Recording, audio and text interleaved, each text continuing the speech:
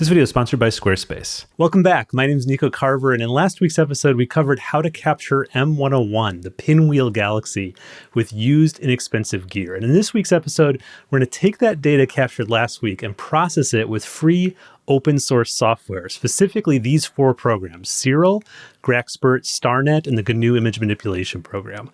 I promised I'd show how to install these programs, but I've decided to put that as an addendum at the end of the video, so if you do need installation help, you can just skip to the addendum appropriate to your operating system, whether it's Mac or Windows. Here's an overview of what I'll be covering and in what order.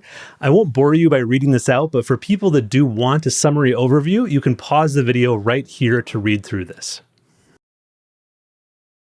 Okay, the first step is I've looked at my images in playback mode on the camera and figured out the ranges of my light frames, my dark frames, my bias, and my flats. And I've noted those ranges down. Now I'm ready to take out the SD card from my camera and insert it into my laptop here.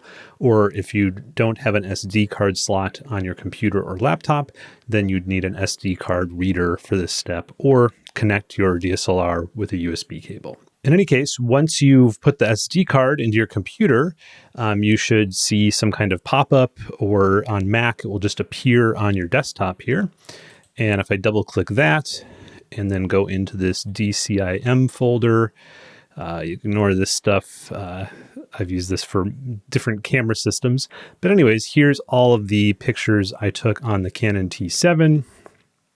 And since I've already noted down the ranges, I can now start selecting these and transferring them to my computer. However, let's talk about computer hard drive space, because if I look at my computer hard drive here, I'm just going to click Get Info. You can see that I have, it's a 1 terabyte drive, and I have about 350 gigabytes available.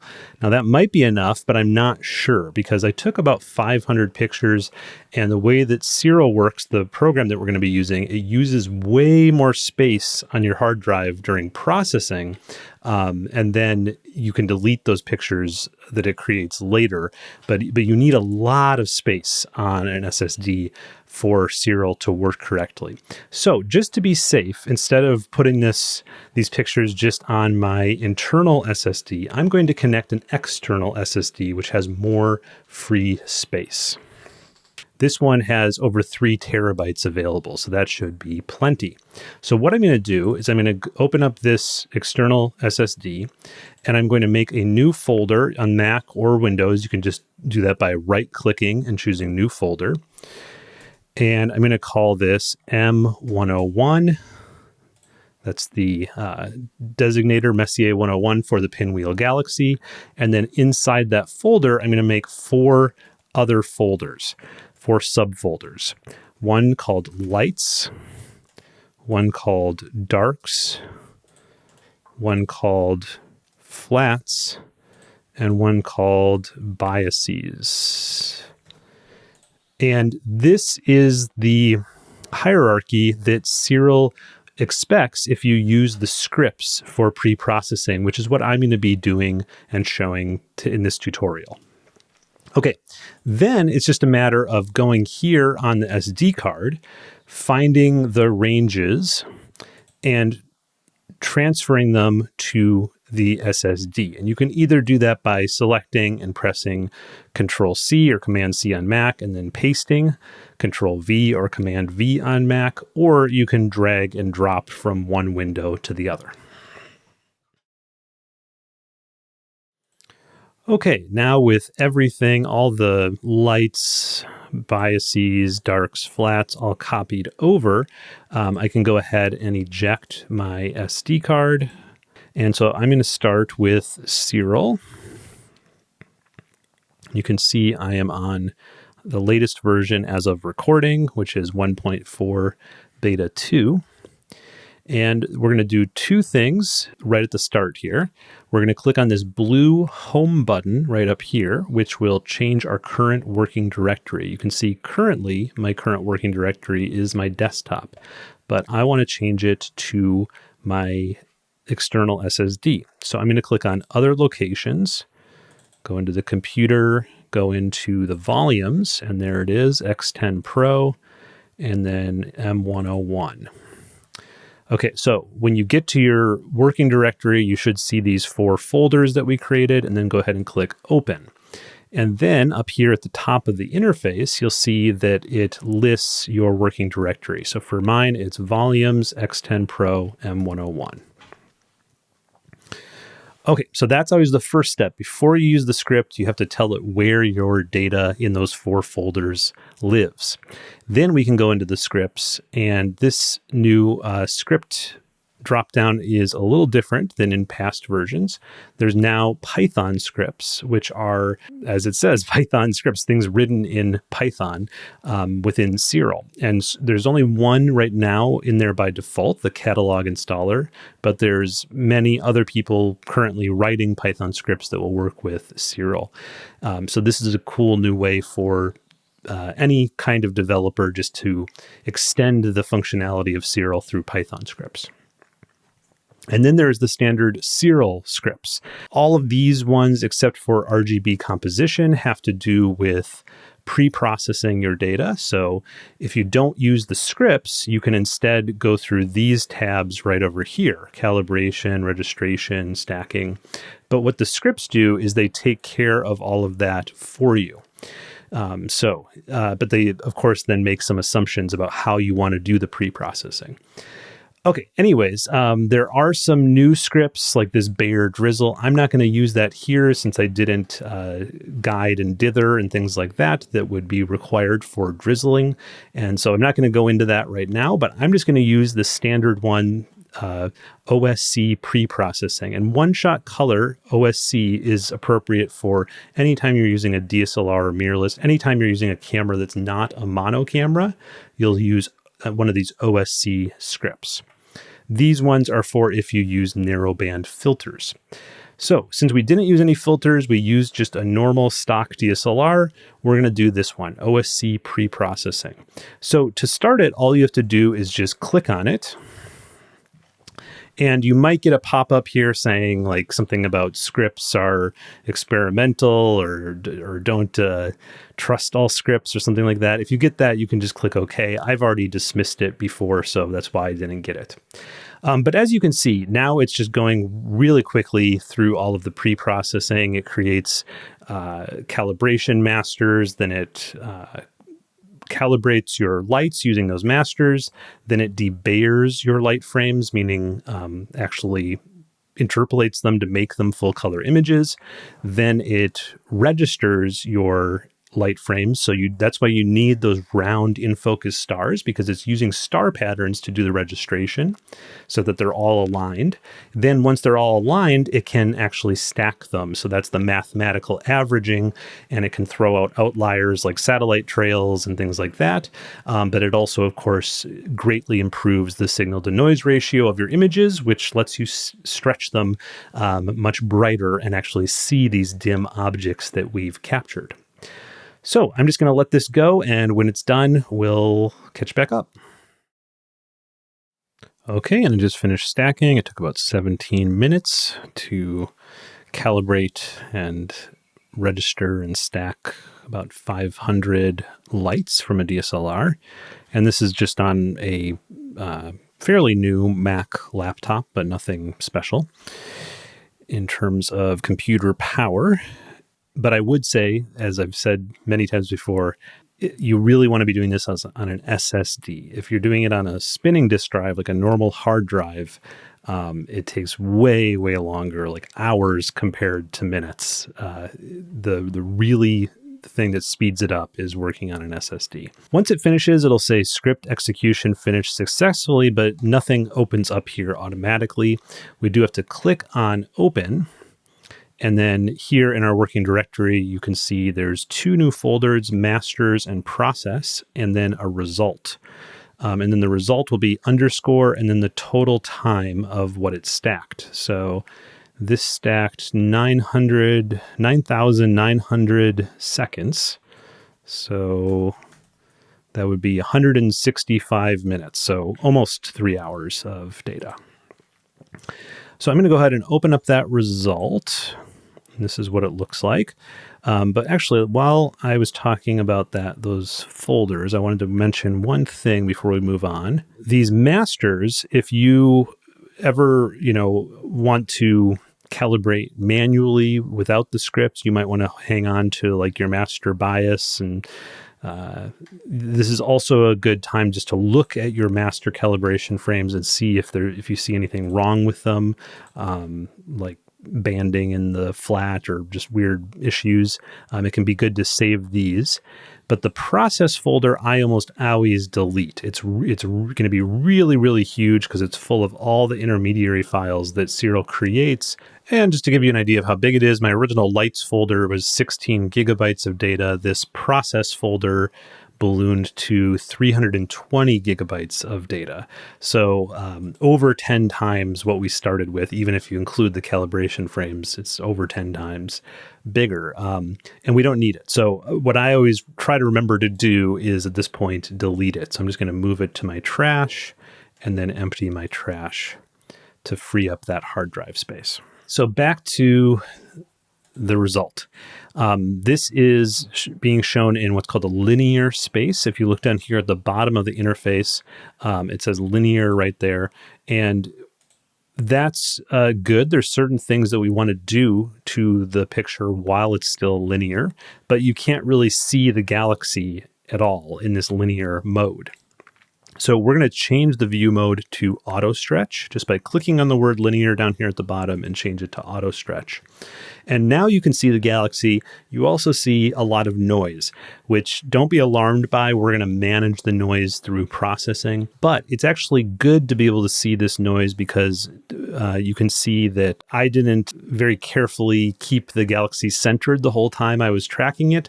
So there's some parts of the image that are noisier than others. You can see there's a big band down here at the bottom and on the left, on the right and at the top, where these sections didn't get as much stacking as the center part. So I would definitely want to crop those off. And you can just see any issues that are maybe here in the data with it stretched this brightly. But don't worry too much about its like color or appearance at this point, because we're going to do a lot of different things to it. But it gives you a good sort of first sense of what you've captured. So you can see there's a lot of the galaxy itself doesn't look very noisy. Even if we're seeing a lot of noise out here in the sky, the galaxy itself looks like we have a lot of signal to work with, which is great. Even in these outer arms, we can see they're starting to come in. And in the brighter central part, it's definitely bright enough. Now, in this auto stretch, we're not seeing a whole lot of color variation in the galaxy. It just sort of has this bluish white tone to it, but we can tease out the color later, so don't worry about that either. Okay, anyways, so that's the auto stretch. We're going to move actually right into GraXpert. There is now in Siril 1.4 this ability to use GraXpert right within Siril. Now, when you open that, though, I want to point out that it gives you this deprecation notice and says this interface is not what it's going to be in future versions. Instead, it's going to be a Python script. So I'm actually not going to show this interface in my video. I know it exists, but I'm going to show GraXpert as a standalone program because I don't want this video to get confusing in the future. Okay, so we're going to go to GraXpert standalone, but before we do, there's one thing I want to measure in this image because we need this one piece of information in order to accurately do something in GraXpert called deconvolution, which you can think of as basically just undoing blur in your image. Like there's blur from the atmosphere and different things, and deconvolution takes out some of that blur. So it's very mathematical, but we need to know the average size of the stars in the image to do deconvolution as correctly as possible. So there's two things we have to do to get that number. The first is we have to plate solve our image, meaning figure out exactly the scale of the image and where it is in the sky. So we're going to go to Tools, Astrometry, Image Plate Solver, and Depending on your gear, this might be filled in. For me, it's not very filled in, so I'm going to go ahead and fill it in. So I'm going to type in my object name up here in the little search box, M101, click find, it finds the coordinates. I'm going to type in my focal length. I was using a 300 millimeter focal length lens, and it actually did pull the pixel size correctly pretty much for my camera. It's actually more accurately 3.72. And you can just Google that, pixel size, your camera name. Okay, and then I'll go ahead and click OK. And it plate solves the image quite quickly. You can see down here on the console, it calculated the focal length to be 298 millimeter focal length, and it gave me some center coordinates here. Okay, then next we can go to the image processing menu up here at the top, go down to star processing, and we don't actually want to click on any of these 4 options. We want to click on this little gear icon, and this will bring up the dynamic PSF window. And dynamic PSF is point spread function. So it's going to calculate data about all of these stars. So to do that, we're going to go ahead and click this detect stars button. It finds all the stars. It gives you like their position, their exact right ascension and declination, meaning like their celestial coordinates. And then the one we're interested in is this one, the full width half maximum. And so we can actually get a nice average of all the PSFs by clicking this little epsilon character down here.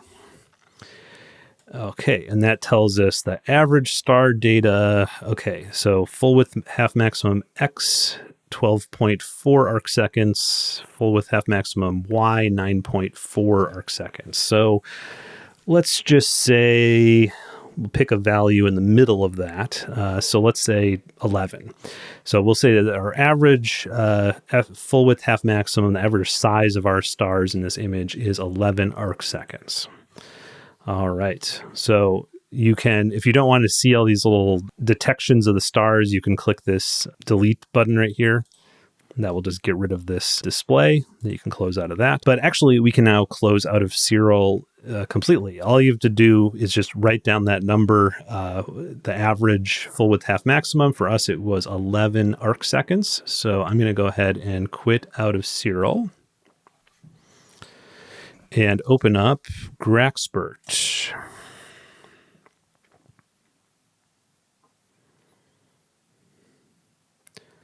And it warns me that this is a beta release of GraXpert, which we know. It will eventually become an official release, but so far they haven't gotten to that yet. So this is a release candidate. You can see that up here, RC2. But the reason I want to use it is because it includes deconvolution, which we're going to use on this image.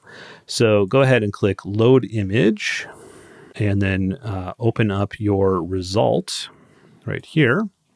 Okay, and it opens up in GraXpert. Normally, I would go down here to this display thing and make this brighter, but I think on the Mac there might be a bug with this because when I tried earlier, it made the program unresponsive. So I'm just going to leave it at 10% background, but I am going to crop. So we'll just follow along on the left-hand side here. I'm going to open up the next thing here, which is crop, and I'm going to crop pretty far in on the galaxy.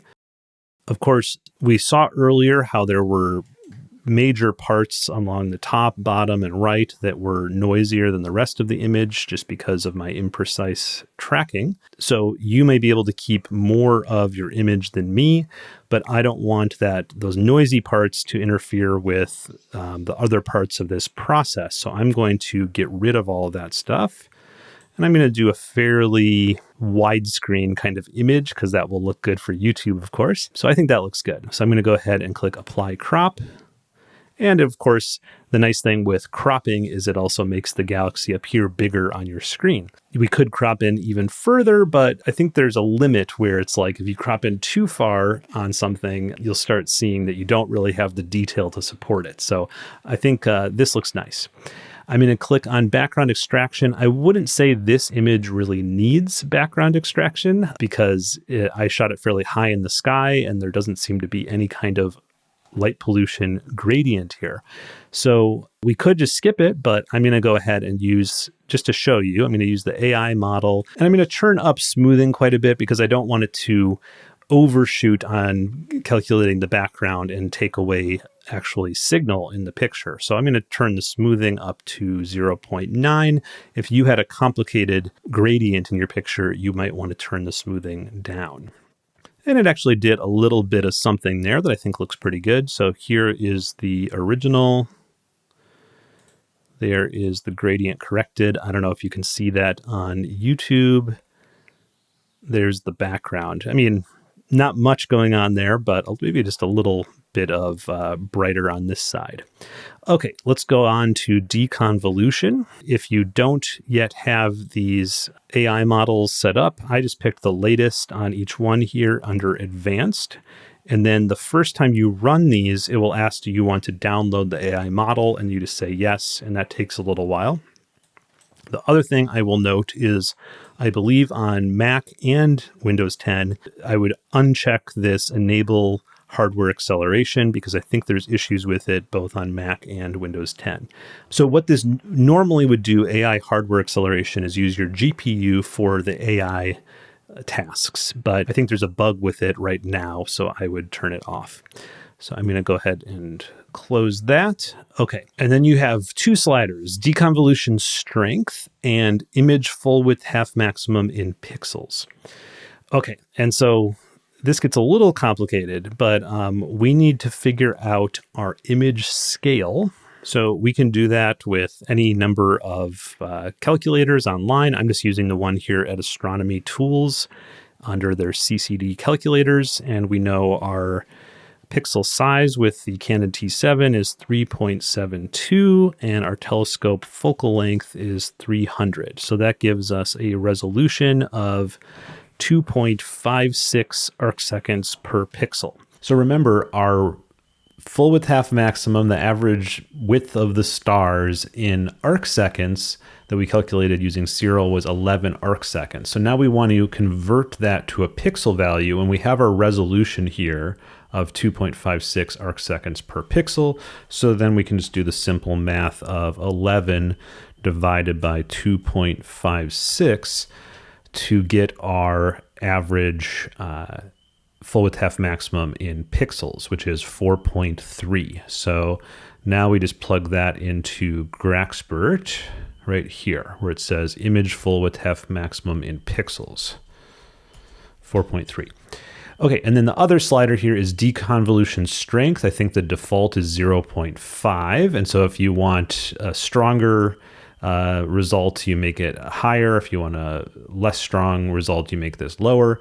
I'm going to do just a little bit above the default. So I'll do 0.6 and we'll give that a try. Okay, and zoomed out like this, I don't know if I see much difference, but usually the difference is in the details. You really have to look at the galaxy up close. And I think I can see that it's sharper, but then the really good way to tell is you go up here to where it says deconvolved object only and switch in back and forth between gradient corrected and deconvolved, and you should see more details here in the core. If you see weird artifacts, like little wormy stuff that you don't expect, then you want to turn down the deconvolution strength or maybe turn up the image full width half maximum. So you can play around with it, but every time you run it, it does take a while. So just keep that in mind. Trying to get these values somewhat correct right away is probably preferable. Okay, next up we have denoising. And so you can see there is a fair amount of grain and color noise in all of the dim parts here of this image, especially noticeable in the sky background. Denoise should help with that. And so you have different option here. You can go anywhere from 0 to 1. I think the default is 0.5.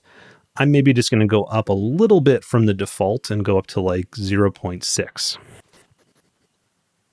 Okay, that took quite a long time, but it did finish. And now I can see what the non-denoised, this one, versus the denoised looks like. And it did make a fairly big difference, but I don't know how well it's going to come across on YouTube because you're seeing a video that already has been compressed. But let me zoom in even further. And this is a good idea to zoom in like this anyways, just to see, okay, is the denoising taking away any detail in the galaxy? So let's go back to just deconvolved and then denoised. And I think it did a really nice job. Very impressive. You can see the before, there's like a lot of like color noise and color model and grain in the background. And then just take a look at the Galaxy 2. And then here's after the denoise. And I think it smoothed out a lot of that grain without taking away really much detail that we've achieved in the Galaxy. And we're also going to sharpen up the Galaxy some more later on. So I think that is a good trade-off, and I'm going to keep it like that, and then we'll just go right on to saving.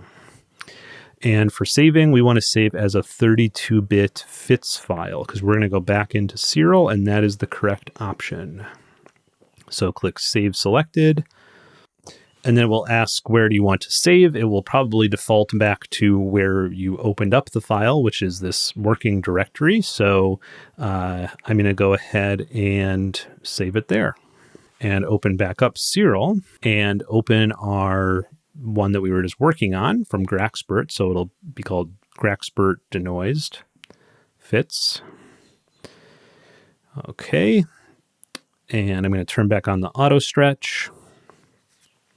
And don't be alarmed when you turn on the auto stretch in Siril that all of a sudden it looks much noisier again, because Ciril's default auto stretch may be different than the auto stretch you had up in GraXpert. So don't worry about that. Not an issue at all. Next thing that I sometimes do when I'm working with Canon cameras is if I see any horizontal banding artifacts from Canon cameras, I'll see if the banding reduction filter in Siril helps with that. So I'm not really seeing enough banding in this to really make this worth it, but I just want to show you that you can play around with this and basically see, like, apply. Did that make it better or worse? If it made it worse, just undo and then try again with different values here for the highlight protection and the amount. And so you can just keep going back and forth until the banding reduction maybe helps your image rather than hurts it. If you see any horizontal bands in this very stretched view, that's common with Canon and some other sensors. Again, with modern Canon cameras like the T7, it's really not too noticeable, and I really probably didn't need to do that, but I just wanted to show it just in case. Okay, the next thing I want to do is run the image plate solver again. So I know we've already gone over this, but when we brought our image into GraXpert and saved there, it didn't retain that information. So I'm just going to run this again by typing in M101, click Find. Type in 300 here, 3.72 for the pixel size, and click OK. Okay, and again, it came up with the same solution, which is good. And we needed to do that because the next thing we're going to do is either photometric or spectrophotometric color calibration. The difference between these is spectrophotometric also takes into account your camera sensor, like the noise and the filters and things in your actual camera. There's a bunch of options here for when you're working with a spiral galaxy like M101, you can leave the white point reference as average spiral galaxy. If you're working with another type of galaxy, you might want to pick that. If you're just unsure of what to choose for the white point reference, usually a G2V star is always a good choice. Okay, the next thing here is we have to put in our type of camera. So you can see right now it's set to mono here. We're working with one-shot color, so we'll switch this to the other side. And now you can see it says one-shot color. And then it has a bunch of different sensors here, including the C stars. It only has a limited range of Canon cameras, so I'll just pick the newest Rebel, which is the 600D. That's probably going to be close enough to the 2000D that I'm not worried about the differences. Same thing with the low-pass filter. It only has one Canon low-pass filter in here, the 350D, but Canon's low-pass filters are generally very similar between models, so I'm just going to leave that in there. Okay, and then I wasn't using any additional filter with my Canon camera. If you were, you could put it in here. All the rest of this stuff you can probably leave alone. It's going to consult an online catalog called the Gaia Archive, which is from a huge survey of stars. It's the biggest star survey available, and over 30 million stars. So it's going to use that information from our plate solve to know the color temperature of all of these different stars in the image, and then create a white balance reference based on the star information as well as our camera information that we put in here. Okay, so I'm going to click OK. And what it's doing right now is it's downloading information. I'll just move this to the side here so you can see. You can see it downloading information about from the Gaia catalog. It pulled down a particular CSV for this particular area of sky, and now it's done. And it plotted lots of different stars, and then it gives you these plots, which is a summary of what it did. And then there's a trend line, and that's how it figured out the white balance reference for this image. And then it gives you some information about that, the white balance factors that it applied down here. Okay, I'm going to go ahead and click close. And just to show you the difference, here was before, a lot more green in the image, and then here's after we color calibrated it. And you might think, well, it took out color, but don't worry about that because we're going to saturate the image later, and there's plenty of color information in here. There's no worry about that. So even though this is just a very bright picture where you might think, oh, well, it turned it white, it didn't really. It's just that the auto stretch is very aggressive. Okay, next up, now that we've color calibrated, I want to remove the stars from the galaxy so I can work on them, stretch them separately, bring them both into GNU image manipulation program, and continue working on them separately in there. So I'm going to do that with StarNet star removal, which is under star processing, and the defaults that are checked, pre-stretch and generate star mask, are exactly what I want. Sometimes I'll turn on this one right here, but for now we're not going to do that because I actually don't want to make just one finished image at this point. I actually want both the starless and the star mask separate. If this execute button isn't blue for you, it means you don't have StarNet installed and configured correctly in Siril. I will have an addendum that covers that for your system. But at the end of the video. Anyways, I'm going to click execute, and this runs pretty quickly on Macs if you have that new version and a newer Mac. And it did a good job here. You can see it left this, and this. 1, 2, 3, 4, 5, 6, maybe 7. There's like 6 or 7 other small galaxies around M101. These big sort of blemishes are star halos, which you may or may not have depending on the quality of your telescope. But don't worry about them because when you add the stars back in, they're not a big deal. They're also quite dim, and we're going to actually make this sky pretty dark. So I'm not worried about that. It looks good. Did a good job. So I'm going to go ahead and stretch this, do an initial stretch on this result here. So to do that, I'm first going to make a box over just an empty area of sky, make a selection. So I'm just going to click and drag on an empty area of sky in the image. Then I'm going to turn off the auto stretch. So I'm going to go to linear mode. And then I'm going to open up image processing, stretches, generalized hyperbolic stretch transformations, and move this to the side a little bit.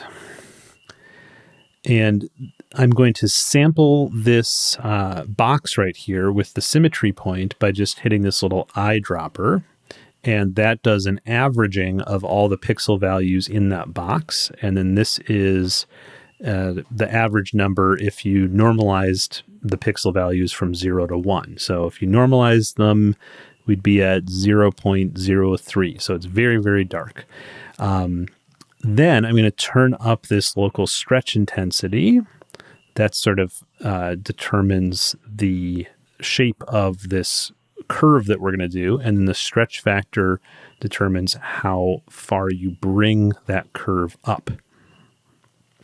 And so what I'm trying to do right now is just basically bring this histogram peak, which represents all of the data, all the pixel values, up and out away from this left-hand side. Then I'm going to go ahead and apply that. And then I want to basically bring this whole peak back down to the left. So to do that, I'm going to go up here to type of stretch, change it to linear stretch, and move my black point to the right until this histogram peak is back over to the left. Apply that, and then repeat. Go back to GHS, sample the symmetry point one more time, bring the local stretch intensity way over to the right. And now when you do this, the galaxy for me is popping out. But I don't want to go all the way to there because I think that we're going to start losing detail in the core. So I'm going to do something more like this, where you can see that you can still really see the spiral arms even in the core of the galaxy. So I'm not stretching too much at this point, maybe just a little bit more. And then I'm going to reset my black point one more time. For this initial stretch, I don't like to stretch too much. And the fact that, we just have that most of the data is way over here on the left-hand side is normal with an image like this one, where most of the image is black. And we just have this bright galaxy right here, which is represented probably by just a tiny bit of data in terms of this histogram. So I'm not worried about exactly what the histogram looks like. I'm mostly just doing this on what the image looks like. And I want to make sure that I'm not blowing out any detail in the galaxy core when I'm doing this initial stretch. I'm also not concerned at this point that we don't have a lot of saturation. We're going to add that later. It's a lot of fun, but don't worry right now if the photo looks sort of bleached out or something like that. And I'll go ahead and save this, and I'll save it as just starless. And you can, if you are moving to the GNU image manipulation program, save it as a FITS file. That's fine. Sometimes in the past, I have recommended switching to TIFF at this point to avoid issues, but let's go ahead and try FITS and see how well that works. And I'll just leave it on 32-bit. Okay, now let's go ahead and open up the stars and stretch those. So that's the star mask result here. And for this, I'm just going to use just a normal histogram transformation. Sometimes I'll use an arc sign, but when it's warning about clipping pixel values, let's just rescale values that are under 0. So yeah, anyway, sometimes I'll use an arc sign for this, but with a lens like the Tear, I don't want these stars to be like super colorful anyway. So I'm just going to use a histogram transformation and just take this middle slider and move it over to the left 2 times, applying it both times, and that looks good. We can always stretch the stars more once we move to the GNU image manipulation program. And then I'll go ahead and save this as just stars.fit and save. And we can put these in 32-bit too. Okay, that's it in Siril. I'm going to go ahead and quit out of Siril and open up the GNU image manipulation program. I'll go up here to the File menu and choose Open as Layers. Go to my folder, which is in Other Locations, Volumes, X10 Pro. Yes, allow it to see that, go into M101. Okay, and it was stars.fit and starless.fit. So I'm just going to hold down Command on Mac, or it would be Control on Windows, so I can click and select both of those to open them both as layers and click Open. And it's asking replacement for undefined pixels. Do I want to turn them black or white? I want to turn them black. I don't know why there's undefined pixels, but let's see what happens. Okay, I think this looks good. And let's work on this starless image first. And I like to go to the View menu and turn off rulers and turn off the layer boundary, which is that yellow dotted line, just because I find them distracting.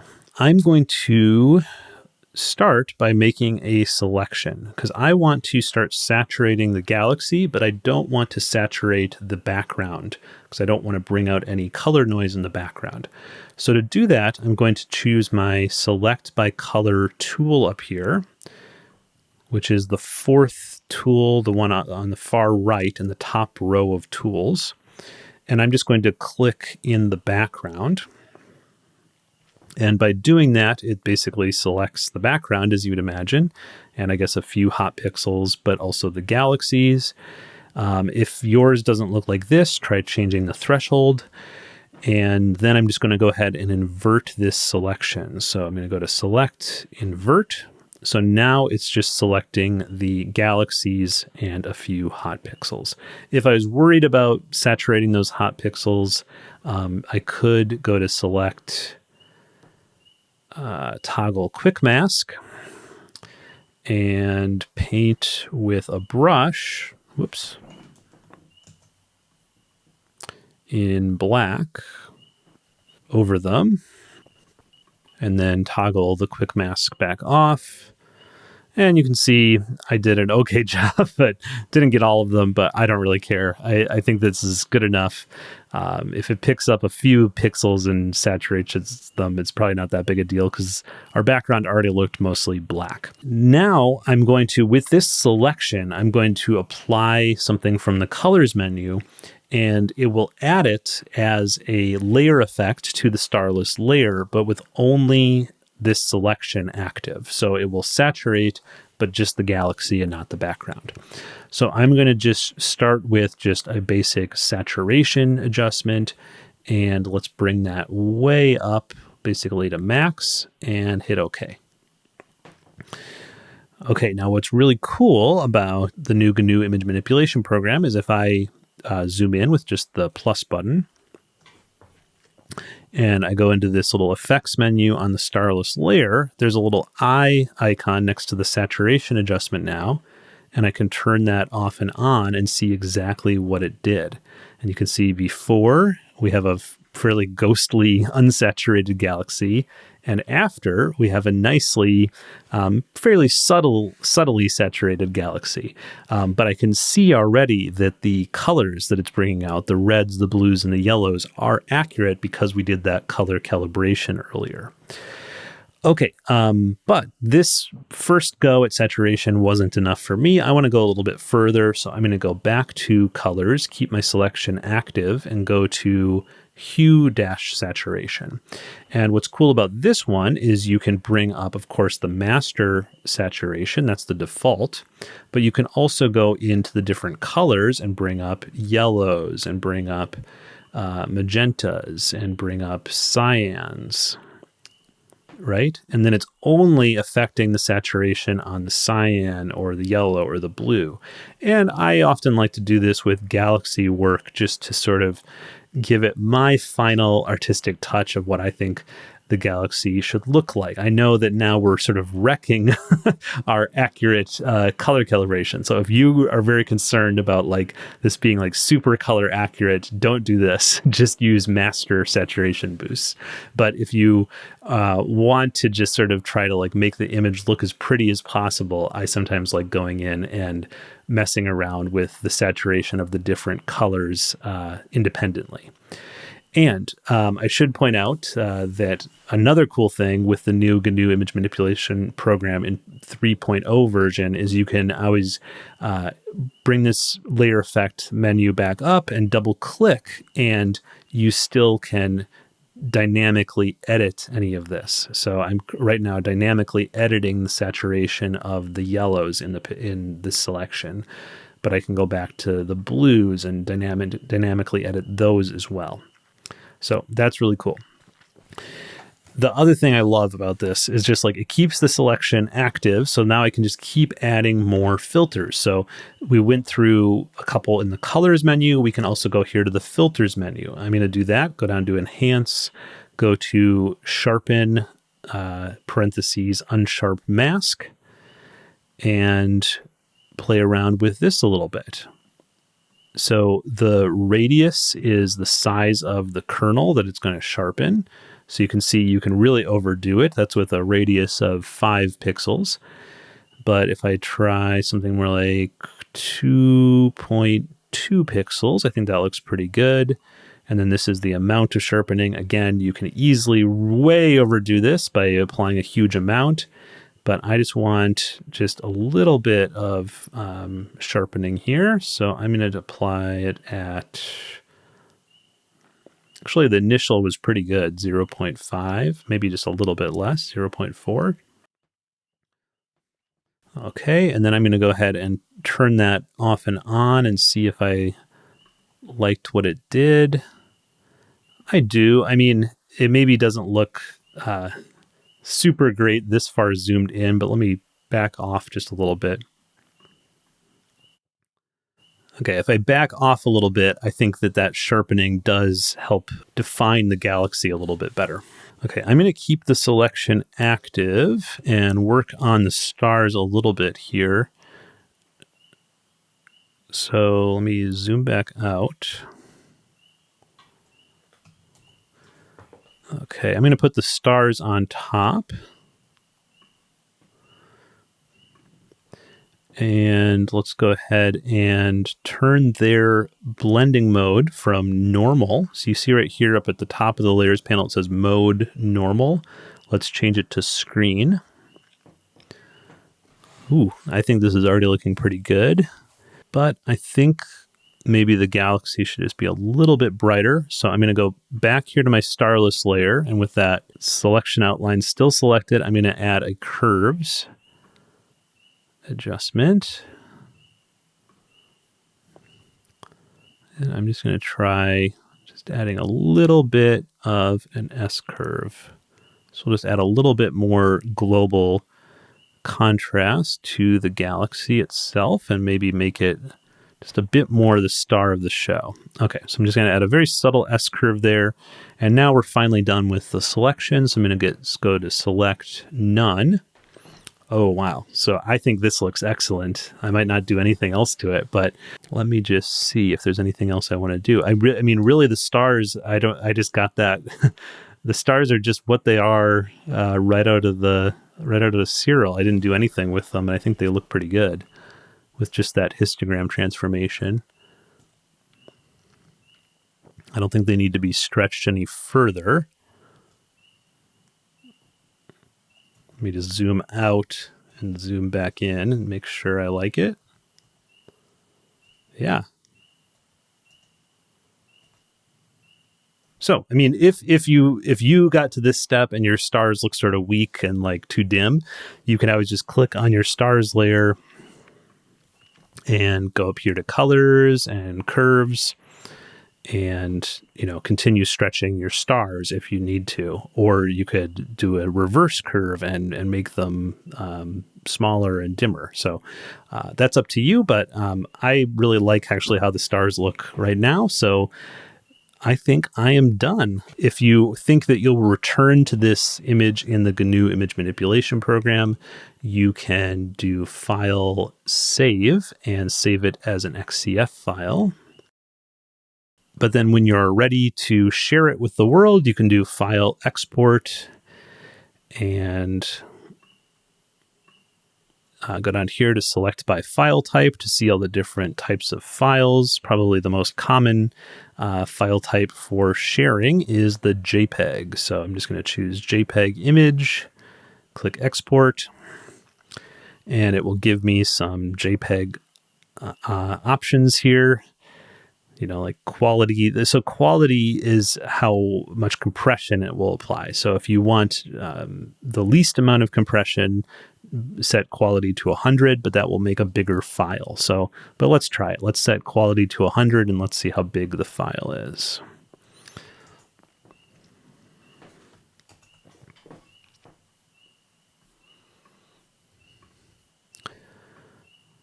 Okay, with quality at 100, it's still under 10 megabytes, so that's fine. It'll send on any email attachment, and I think that's a good compromise. So let's go ahead and open this up and see what our final image looks like. Okay, and that's it. So for me, what really makes an image, I think, is just getting the technique down on the field, making sure you're in focus, and dark skies make a huge difference for galaxy shots like this. It's not so much having, you know, the perfect equipment or the perfect software. Dark skies just matter so much for getting a nice picture of a galaxy where you have nice color and nice detail. So hopefully this walkthrough of the free software was helpful. And if you're watching this and you're into processing your astrophotography, the next question is, what do you actually do with your astrophotography? And what I'd recommend is setting up your own personal website where you have complete control over all aspects of its design. And Squarespace, the sponsor for today's video, makes that super easy. Not only is the website easy to set up, but you can also have your own domain name. Like this is my Squarespace site at nicocarver.com, my name. And for me, it's just about having, you know, a very professional landing page and online portfolio of my photography. So mine is fairly simple, but I think elegant, and it's really easy to change. If I ever want to add a photo, of course, that's incredibly easy to do. If I ever want to change the design, Squarespace has an excellent design system called Squarespace Blueprint that makes that super easy to do. I also like that there's so much built in to Squarespace, including a spam-free contact form that I really appreciate, and tons of selling tools. I haven't turned this on myself, but it's nice to know that if I ever want to sell prints of my work or services through my website, that's really easy to turn on and set up. And then customers can pay however is most convenient to them, whether it's PayPal, credit card, or Afterpay. So if you have a need for a website and want to try this out, head to squarespace.com/nebulaphotos for a free trial. When ready to make a first-time purchase of hosting or a domain, use code nebulaphotos at checkout for 10% off. Okay, here we go with installing the software on Windows. So we're going to start by just downloading the packages. So I have the different websites up here, starting with Siril. This is the GitHub for GraXpert, where you get the new beta versions. So just scroll down here until you see assets and twirl that open, and then download the Windows package, MSI file. StarNet, you're going to go to download, scroll past all this PixInsight stuff until you get to the section called Command Line Tool, and then download the zip file for Windows. And the GNU image manipulation program, just click on this big orange download button, and then down here, click on download directly. Okay, I have my downloads going directly to my desktop. So they'll all show up right here, and then we'll just go ahead and install them. It's pretty straightforward on Windows, but I'll show you some things that we're going to do to configure Siril after we have everything installed so that you can work with StarNet and GraXpert directly inside Siril. Okay, let's start installing things. So I'm just going to double click on each setup package.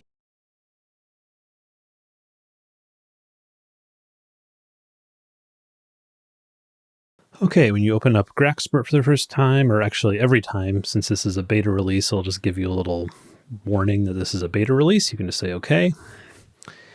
I'm going to go ahead and load an image. This can be any image, doesn't matter what it is.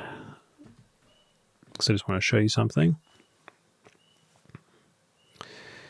If you go down here to background extraction, you can see the default is AI. And if you go over here to the advanced menu on the right-hand side, you can see there's some different options here for AI models for background extraction, deconvolution, and denoising. And I just usually pick the latest for each of these. But the first time you do any of these things, like let's say if I go in here into deconvolution and click deconvolve image, it will say, do you want to install the AI model? Should I download it now? And you can say yes. And I'm just pointing that out because you need a fairly good internet connection. These are fairly slow downloads. So just so you know, that's going to take some time. And so maybe if you want to do it all ahead of time before you start processing, you can just load in any image and get the AI models this way by first selecting them over here in the advanced tab and then just clicking deconvolve, denoise, whatever. And the first thing it'll do is actually download the correct model that you've picked over here.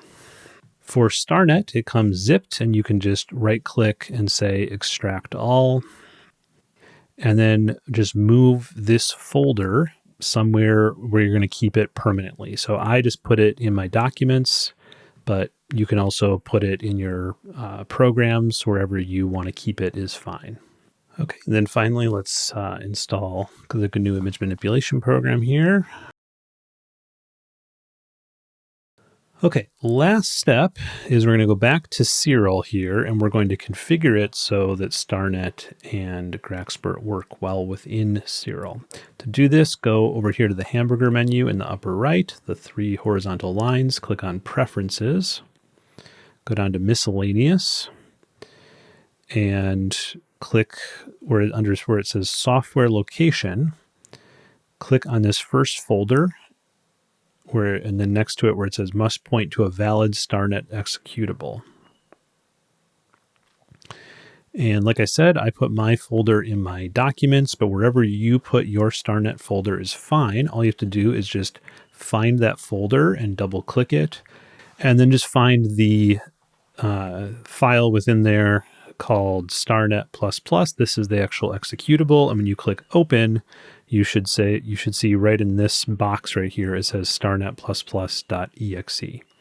You don't need to do anything with this second box. Okay, and then this one where the GraXpert executable is probably the weirdest thing for Windows. It's not in your programs folder. Go down to this PC, click on Windows, go down to Users, and then find like your user account. Mine is called Nebule for some reason. Double click it. And then it doesn't show, there's a hidden folder in here called app data. So if you just go up here to the path and do /app data like that, capital A, PP, capital D, ATA, and press enter, it will then bring you into this app data folder, go into local. Okay, then once you're in local, you might be thinking, oh, I'll go into the GraXpert folder, but nope, go to programs, somewhere here. There it is, programs. Then there's GraXpert. And then within here, find the GraXpert icon right there and click on it and click open. And then you should see GraXpert.exe right there. And then click apply. Okay, then go ahead and open up an image. Doesn't matter what it is.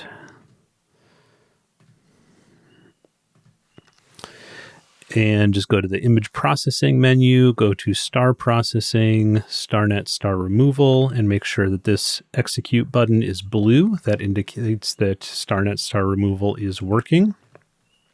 Then go back to that image processing menu and go down to GraXpert interface. It will tell you this is about to be deprecated. You can just say okay, but just make sure that you can access this. And for now, you can use this GraXpert interface, but eventually they're going to move GraXpert into the Python scripts. All right, and that is it for Windows installation. So I'm here on my Macintosh computer, and I'm going to go ahead and download the software that we need. So there's two different versions. There's the Apple Silicon version, and there's the Intel version. If you're on an Apple computer that is an M chip, then you have Apple Silicon. To figure out if you are on one of those, you can click the Apple up here and click About This Mac. And if your chip says Apple something, Apple M something, then you're on Apple Silicon. If it says Intel right here, then you're on Intel. So anyways, I'm going to click on Apple Silicon. It downloads the latest version, which is 1.4.0 beta 2 as of May 2025. And then they do have some options for donations right here. So I encourage you, if you enjoy Siril, to go ahead and donate to the team so they can continue putting out these awesome updates. Let's go ahead and just download all the software while we're at it here, while we're in the browser. So I'll go on to the next tab. This is GraXpert. GraXpert does have a website, but they also have a GitHub, and I would recommend these newer release candidate versions on GitHub because they have some cool stuff like deconvolution, which we'll try out.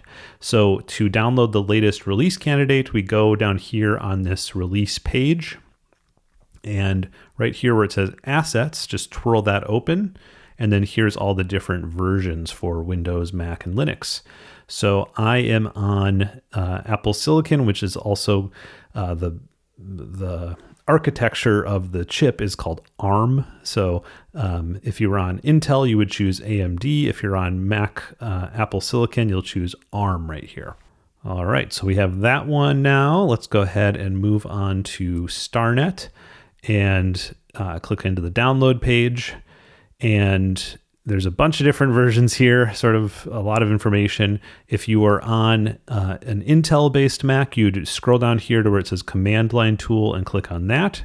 If you are on a Apple Silicon ARM-based Mac, then you'll right here on the downloads page in this gray box right here, you'll click on the word Here where it says See New Experimental CLI Distribution for macOS. And this is the one you want. So go ahead and click download there, and it will be called StarNet 2T macOS.zip that downloads. Okay, while that's downloading, let's go ahead and move on to the GNU image manipulation program. This one, it's pretty obvious where to download. It's this big orangish reddish button right here at the top. And then it should just automatically know which operating system you're on. So since I'm on Mac right now, it just defaults to that, but you can see there's also Linux and Windows here. And then it also detected that I was on Apple Silicon, but if you needed the Intel version, you could see it's right there. Anyways, I'm going to not do it via BitTorrent. I'm going to do it directly. So I'm going to use this orange button on the right. And there we go. So that's downloading as well. Now, I have my browser set up to download things to my desktop, so they're all right here on my desktop. If you have your browser set to download things to your downloads folder, you would just navigate to your downloads folder and they'll all be right there. Now we're ready to install these, and I'll do them in the order that I downloaded them. So I'll start here with Siril at the top. So I'll just double click this DMG file. And then this is a standard way, one of the standard ways of installing applications on the Mac. It's just asking you to drag the Siril app to your applications folder. So I'll just go ahead and do that. I'll drag and drop. And if you are updating your Siril application, you would want to delete it from your applications folder before doing this. And you can delete it just by right-clicking and say move to trash, or you can drag it to the trash bin down here. Okay. Once you've done that, you've then installed Siril. So just to make sure that it's actually working, I can just go to my magnifying glass up here near the clock and type in Siril. And it says Siril is an app downloaded from the internet. Are you sure you want to open it? I do. I'll click open. And there we go. So I can see that it is working. And we can delete both the DMG just by dragging it to the trash and eject this temporary drive that it created by dragging that to the trash too. Okay, now let's install GraXpert. So I'll double click the DMG and same thing, just drag this to the applications folder. With that done, we can drag these both to the trash and just double check that GraXpert installed by typing in GRAX and hit enter. Okay, and it says this software cannot be checked by Apple, blah, blah, blah. Okay, so what I'm going to do is I'm going to go up here to the Apple and click on System Settings and go down here to Security, Privacy and Security, and then scroll down. And you can see right here, GraXpert was blocked from use because it's not from an identified developer. Just click Open Anyway. And then I'll just use my thumbprint reader, or you could use your password and click Open. And then once you've done that once, GraXpert will open just fine every time after that. Okay, and you can see that I'm on the release candidate version because there's this tab here on the side on the left called deconvolution, and it has object only, stars only, strength, and so forth. Okay. So we can quit out of GraXpert now that that's installed. Next up, we have StarNet. I just double clicked the zip file to unzip it, and then we can delete the zip. And the way that this one works is you're going to want to put this folder somewhere permanently. So I keep mine in my documents folder. You could also keep it in your applications folder, wherever you want to put it. And this holds actually the application. Now, there are a couple things that we want to do in addition to install it. Okay, if you look at the README right here, it does have installation instructions. There's just a couple little things that you might run into problems with even following these instructions. So I'm just going to go through it with you, but I'll keep the instructions open so we can sort of try to follow them. So we can click on the magnifying glass up here, type in terminal. It says open terminal and then run chmod +x install.sh. Okay, what it left out there is we need to actually be in the StarNet folder. So let me go ahead and put it where I want, which is in the documents folder. So I'll just drag it in there. Okay, so you can see it's now here in my documents folder. So I have to actually go there in terminal. So I'm going to type in cd for change directory space, and then I'm going to drag in this folder into terminal, just like this, and press enter. And so you can see now I'm actually in that folder. So when I run this command, this change chmod command, which changes the permissions of that file, it will actually know what file I'm talking about. Okay, chmod +x starnet2. Okay. And then we're going to also do that chmod +x on the install.sh file. Okay, and then the README says, okay, just run the install.sh. So we're going to do /install.sh, give it our password. And I got this error. This is a copy error saying user local lib is not a directory. So I'm not sure what that meant, but I knew how to find directories on my Mac. So what I did was I went to Finder here, went to the Go menu, went down to Go to Folder, and typed in /usr/local, double clicked. And this is what I found. I found that under USR local, there was no lib directory. So we can just make one. A directory is the same thing as a folder. So we can just right click and choose new folder, give it our password again, and type in lib, enter. Okay, so now there's a lib folder for it to copy some things into. So we can now type in that command again, /install.sh, enter. And this time it worked, and I know it worked because look at all of these files that it copied into that folder. Okay, with StarNet installed, now we'll move on to the last one, GNU Image Manipulation Program. Just double click the DMG, drag the application icon. This character is named Wilbur to your applications folder. And then you can drag both of these to the trash. Okay, and just to make sure that worked, let's try opening up the GNU Image Manipulation Program. Click Open when it asks, and yes, it is working. Okay, and the last step here is we're going to configure Siril so that it works natively with StarNet and GraXpert.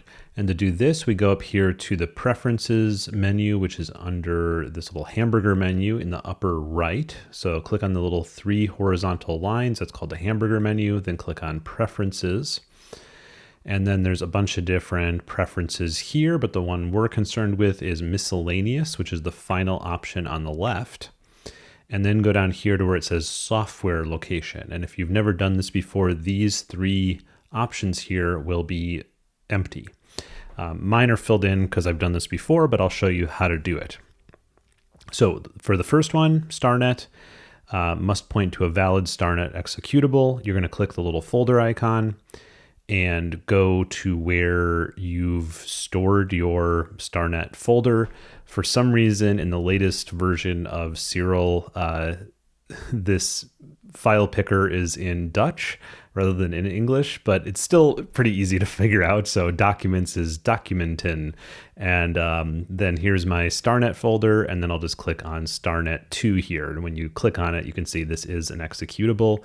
I'll click open, and then you can see it says StarNet 2 right there. Same thing with this next one down. You just want to click on the weights file. It ends in .pt, click open. And then GraXpert is a bit trickier. For some reason, you can see right now it says GraXpert.app, but that's actually not, I don't know why it defaults to that, because what you have to actually do, it's not going to let you, if you just pick GraXpert.app and click open, I know that looks the exact same, but it doesn't actually work. What you have to do is you click on this folder and then open up Finder. In Finder, go to your applications and then right click on GraXpert, click Show Package Contents, go into Contents, then click on macOS, and then there's the actual executable. And so just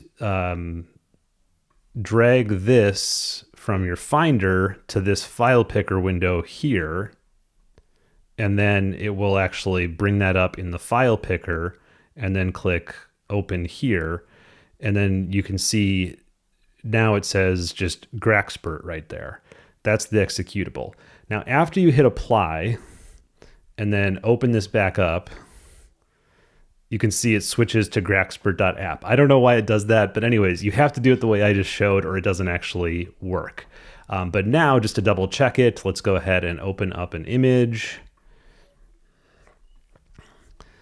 And if we go to star processing, StarNet star removal, you can see the blue execute button, or the execute button is blue, so that means it's working.